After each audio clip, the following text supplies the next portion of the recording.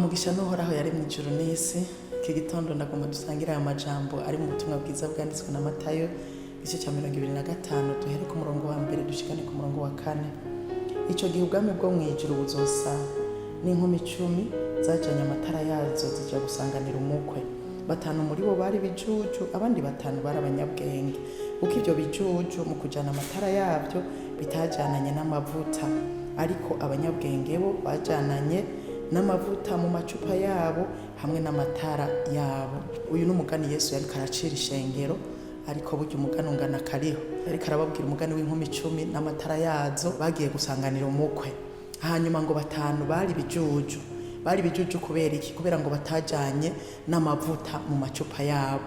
Abanyabwenge nabo ngo babaye abanyabwenge, bagitswe abanyabwenge uko batwaye amatara, ariko bibuka gutwara n'amacupa y'amavuta ku ruhande. Uku n'ukwezi kwa 3 kwa ntwarante, nagira ndakubwire ko ari ukwezi kw'amavuta.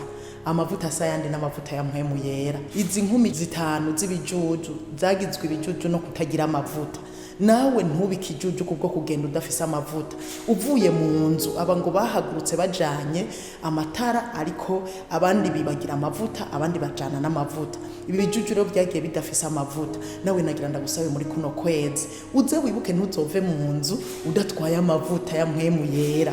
Wibuke usenge usaba amavuta ya mpwemu yera. Aho tugiye hose ibikorwa tugiyemo dutwara amavuta ya mpwemu yera. Kandi kubera ari ukwezi kwa ntwarante, azoba amavuta y'umusesekara ubura kuyatwara, aseseke n'abandi abashikire gushika aho wicaye, aho wahora wicaye yicara muri ayo mavuta. Uwicaye mu modoka yawe yicare muri ayo mavuta. Nagira mbwire n'abamama muri ku kwezi kwaduhariwe kwa ntwarante, kugira ngo abamama cyane cyane twibuka amavuta ya mpwemu yera. Turakunda gutwara amasakame iyo dusohotse, nitwibagira agatelefoni iyo dusohotse, ariko nagira ndagusabe ngo kuno kwezi kwa ntwarante ntuze wibagira amavuta.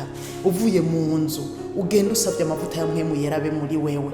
Urimwe amavuta biragaragara, abakubwiza bw'Imana, abakwigitinyiro c'Imana n'icubahiro c'Imana.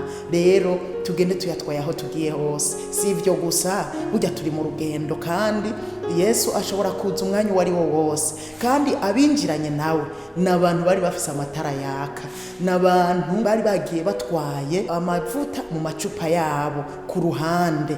Bari bafise amatara ariko bari batwaye n'amavuta ku ruhande.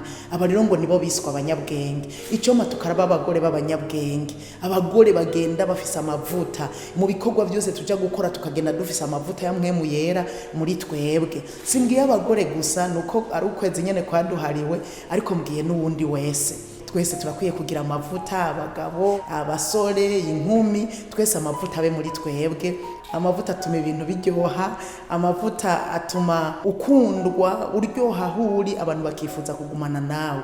Rero ndabifuriza yuko umuntu wese yogira amavuta ya mpwemu yera muri we, kugira ngo umukwe niyaza tuze tumusanganire nk'uko aba bari batwaye amavuta aribo bamusanganiye. Imana ibahezagire.